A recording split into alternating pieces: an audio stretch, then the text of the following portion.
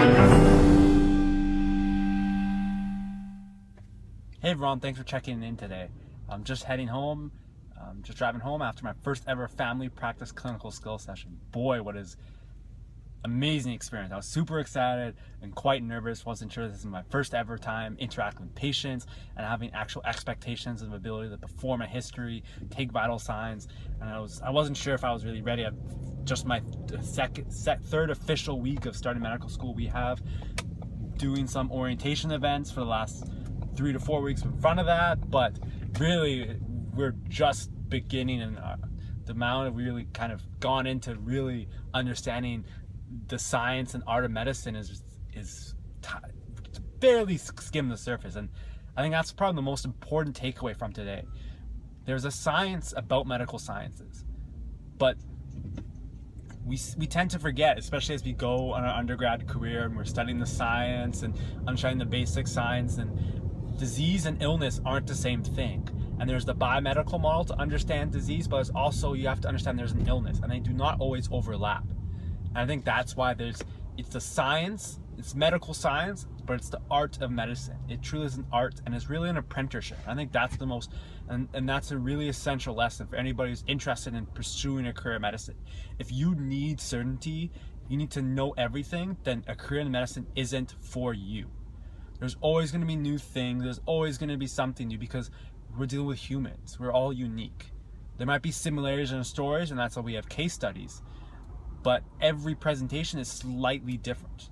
Nobody has the exact same kind of presentation or prognosis or kind of lifetime course of the disease for diabetes. Everybody's diabetes will be slightly different, for example. And I think it's, if you can appreciate that and you embrace the constant learning and always kind of updating information and kind of understanding your knowledge in context of that person, I think that's really someone who's going to excel as a career in medicine. And I've just begun, but you can tell it truly is an art. And a big thing with doctors and medicine specifically is people say, I don't really care if my doctor's an a-hole as long as he knows his stuff. And that might be true in surgery, but even then, it's the importance of be able to connect and build rapport with your patient is so essential, right? Because we're not rational beings, right? Even if we know we need to tell the doctor what we're suffering from, we may not if we don't feel comfortable. And as we learned today, if you can't get your patient to trust you, and you can't build that rapport with your patient, then you're never going to be a good doctor, because you're never going to be able to make the correct diagnosis, because the patient isn't giving you the information you need. And if the patient is distracted because they are comfortable around you, your body language, you're condescending, then there's never going to be that open two-way dialogue. Even if the patient knows they should, but their heart or their gut's telling them, no, I'm not safe in this environment. And a common acronym we use in medicine and patient taking history to kind of have a standardized way to communicate with other health professionals and our colleagues is SOAP. And it's broken down to kind of a subjective understanding of what the patient's suffering. You have O for objective, which is essentially telling you kind of what are the specific measurements. There's something that's objectively can be ascertained. So for example, their blood pressure was 130/80. That's something objective. And then from the compilation of your subjective and objective observations, you have an assessment of what you think may be wrong, and this is where you have a differential diagnosis, and then you make your plan. And another acronym that's really big is, we call it FIFE, or FIFE, and I fifed a lot. And this is something our clinicians and professors have told us you'll do a lot during your beginning stages of career. So you are not a medical expert yet, and it's a common kind of common definition of the acronym. It slightly varies depending on source and application and the kind of order. It can be IFE instead of FIFE, but it typically ends up being feelings, impression, fears, and expectations. And it's been well documented in the research that clinicians that are not able to communicate effectively with their patients, understand their expectations, understand the softer aspects, get sued a lot more for medical mistakes, even if even if their peers who are better communicating do make mistakes, they're much less likely to get sued or have to deal with complaints, etc., because when you're able to develop that rapport, your patients are going to be much more understanding and realize you're a human too. You're not going to be the perfect clinician.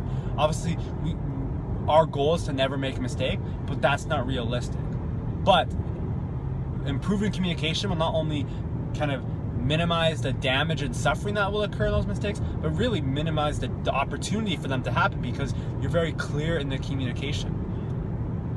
And this is something my preceptor brought up today, and it really hit home for me, because I tend to be almost lead on the side of being hyper rational, know your stuff. But he's like, if you don't get your SOAP down by the end of your first year, and you really get the softer aspect of medicine, you're going to be a crappy doctor, and you're really going to struggle as you go through. And he had a great pearl of wisdom where he talks about that SOAP acronym I mentioned earlier.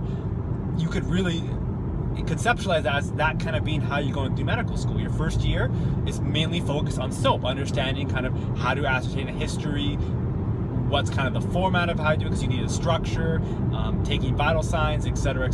Your second year is about objective measurements and assessments. Your third year is really understand, okay, how do you make an assessment, how do you do differential diagnosis, and your last year, your fourth year of medical school, is really where you learn, okay, what's the treatment plan? Let's say you come in and you have asthma.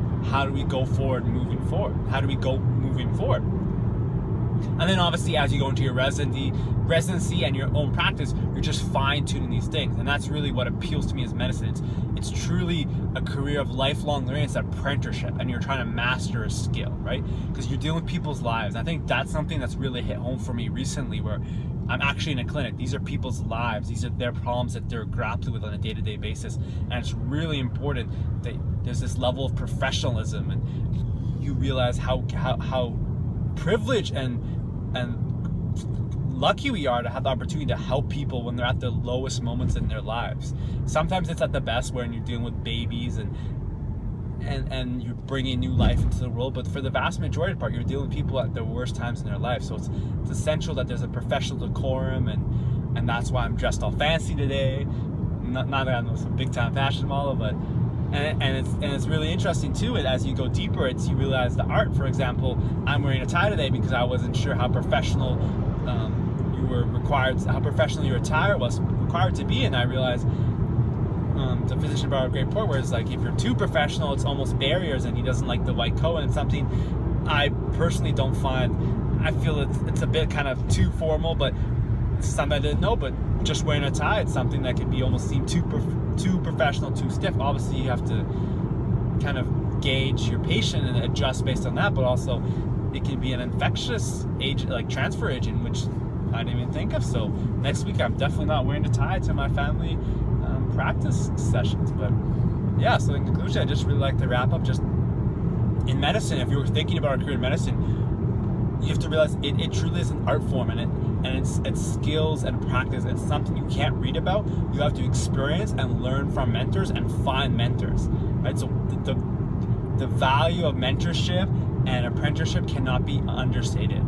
And secondly, you're dealing with people's lives and while they're suffering. So professional decorum is absolutely necessary.